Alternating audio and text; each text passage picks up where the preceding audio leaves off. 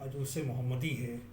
اس کا مطلب ہے حضور سیدی مفتی اعظم اڑیسہ کے والد گرامی حضرت سید الاسفیاء علامہ مولانا سید محمد علی قادری رحمۃ اللہ علیہ کا عرس پاک بھی ہے۔ اس دن میں یہ تقریب سجائی گئی ہے۔ نعت خوانی تو آپ لوگ سماعت فرما رہے تھے، اس کے پہلے باضابطہ طور پر جشن غوثیہ، جشن خواجہ، ختم خواجہ، ختم غوثیہ، توسط شریف کا فاتحہ بھی منعقد ہو چکا ہے۔ اب آپ کے سامنے اپنے اعلان کے مطابق علامہ حافظ و قاری ذوالفقار احمد مصباحی صاحب ضیائی سے تشریف لا رہے ہیں، جو ہمارے خطیب و امام ہیں رضا جامع مسجد جھارپڑا کے۔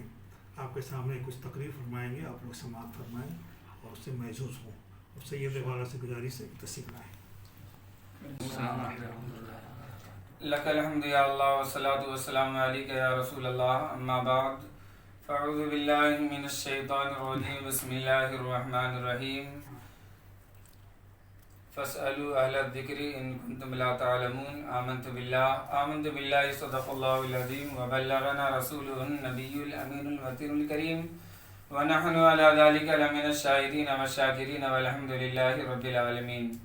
معزز سامعین کرام، آج ناصر ملت حضور سید عطا محی الدین صاحب قبلہ کی قیادت میں آج ان کے دادا جان کا عرس پاک بھی ہے، ساتھ ہی ساتھ سیدی اعلیٰ حضرت کے آج یوم ولادت بھی ہے۔ اس مناسبت سے صبح سے لے کر اب تک بہت سارے پروگرام جو ہے منعقد کیے گئے ہیں، اور یہ آج ابھی اس کی آخری کڑی ہے۔ دعا کیجیے اللہ تبارک و تعالی اس پروگرام میں، پورے پروگرام میں جو بھی اوراد و وظائف کیے گئے ہیں، قرآن کریم کی تلاوت کی گئی، اللہ تبارک و تعالی ان تمام کو اپنی بارگاہ میں قبول و مقبول فرمائے اور ہم سب کے لیے ذریعہ نجات بنائے، اور ان تمام بزرگان دین کا فیضان ہر ایک پر جاری و ساری فرمائے۔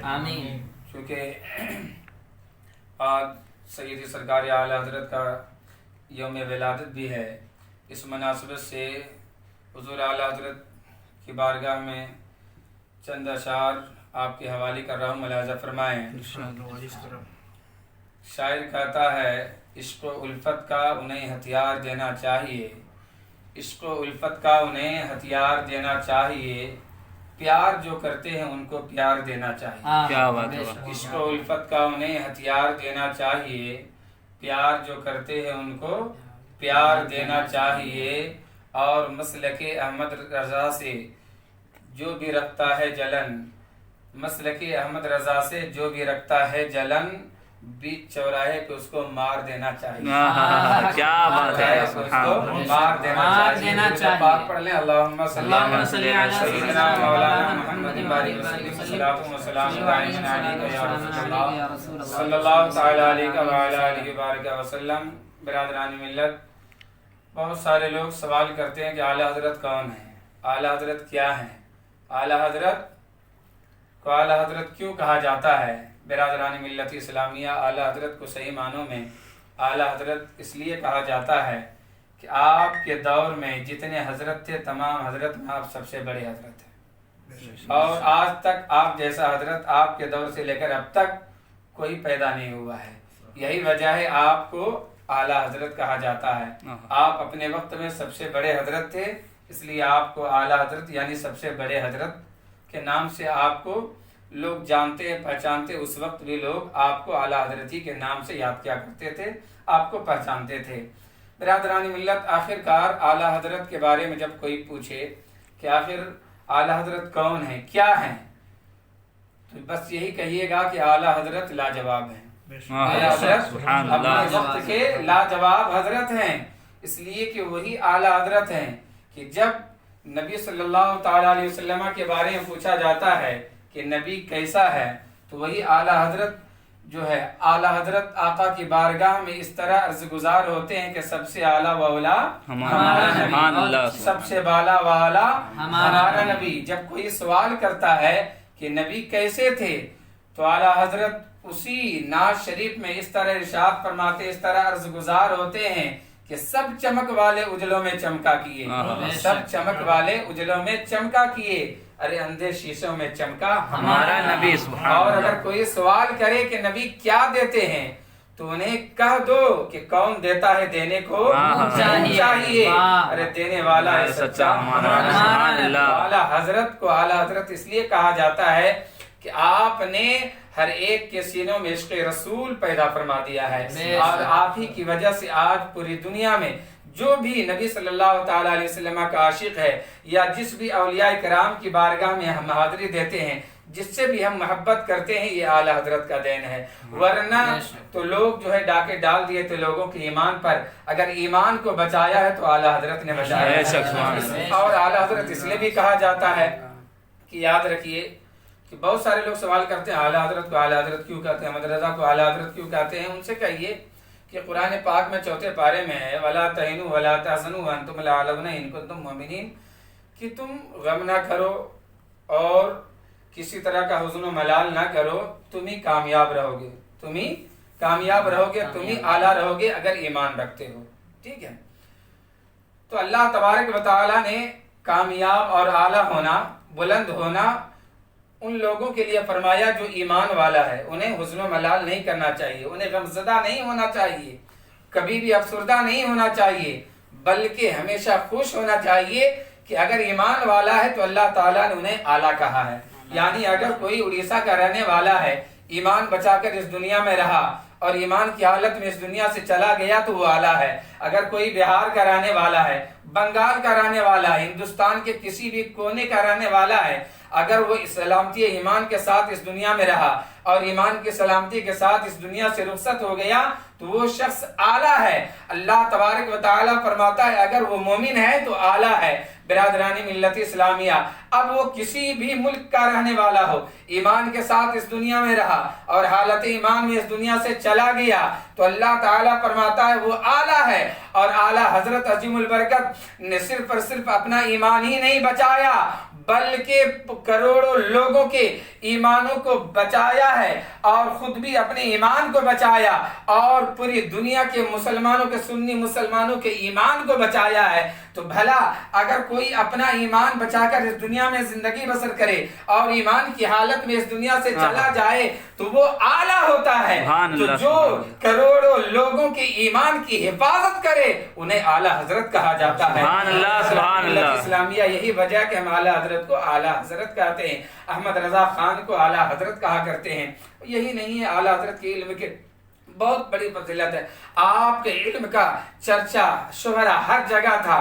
آپ کی بارگاہ میں ایک مرتبہ کا واقعہ ہے کہ حضور اعلیٰ حضرت کو ابھی چند سال ہی ہوئے تھے، مسند افتاء پر بیٹھے ہوئے، چونکہ آپ رضی اللہ تعالیٰ تقریباً 4 سال کی عمر میں نادرہ مکمل کیے، 6 سال کی عمر میں جو ہے میلاد شریف میں جو ہے آقا صلی اللہ تعالیٰ علیہ وسلم کی میلاد پر آپ نے تقریر بھی بیان فرمائی۔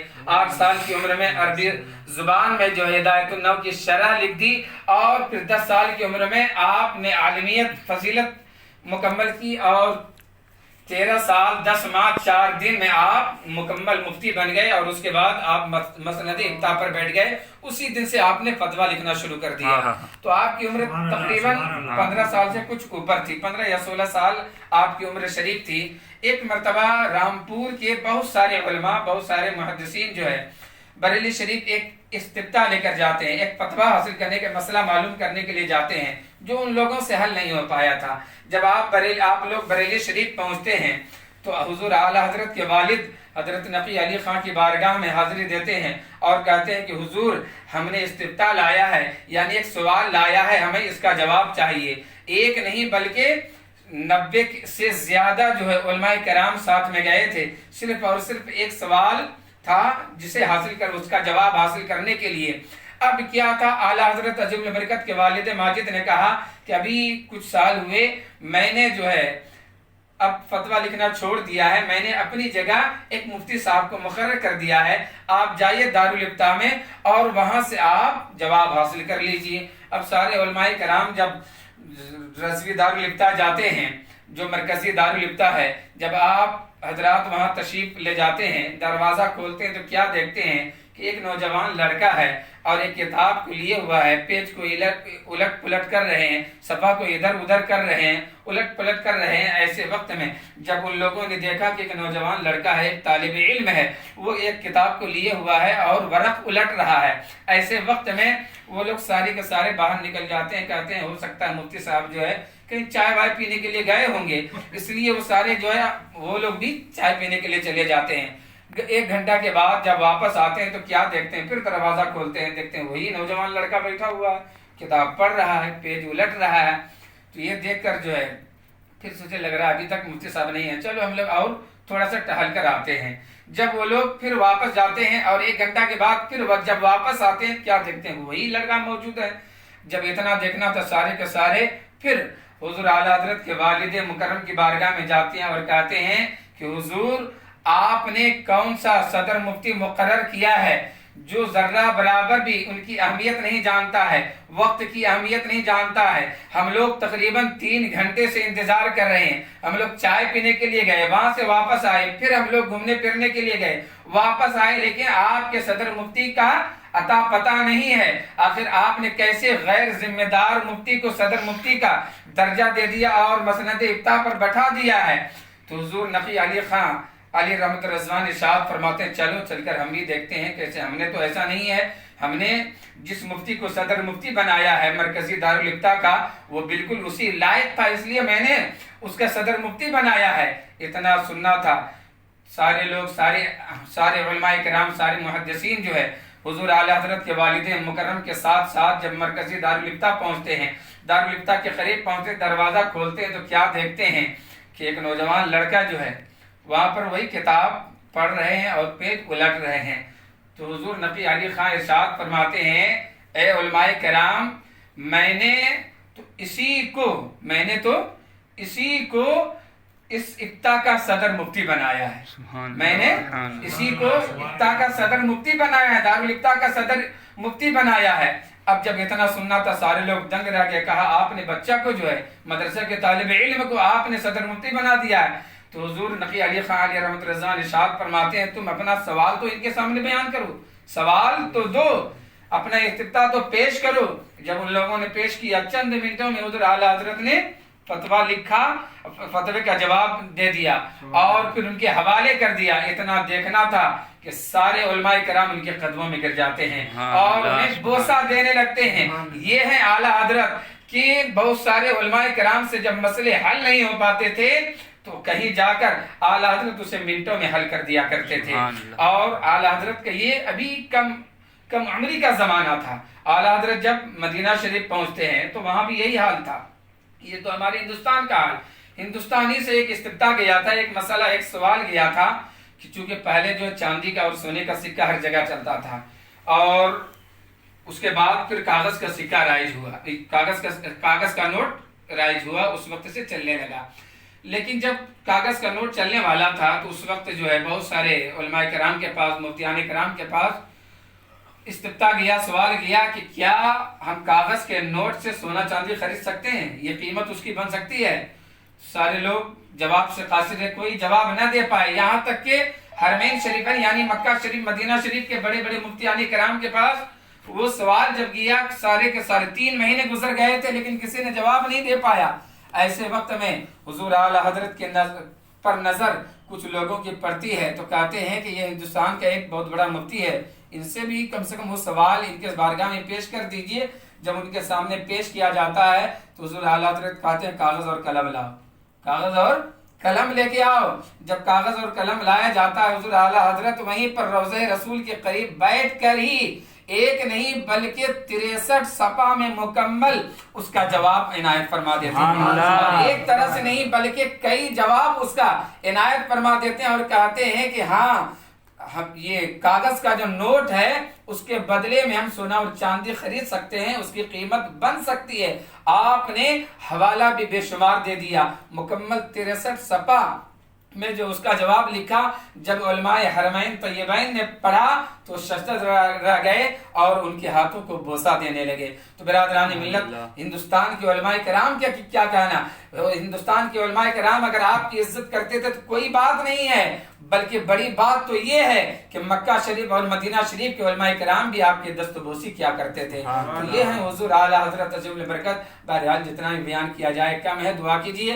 اللہ تبارک و تعالیٰ میں صحیح معنوں میں اعلیٰ حضرت عجیب البرکت کے علم کا فیضان عطا فرمائے اور ان کا فیض ہر مسلمان پر جاری و ساری فرمائے اور ان کے صدقے ہمارے ایمان و عقیدے کی حفاظت و صیانت فرمائے۔ آمین ثم آمین بجائے سید المرسلین۔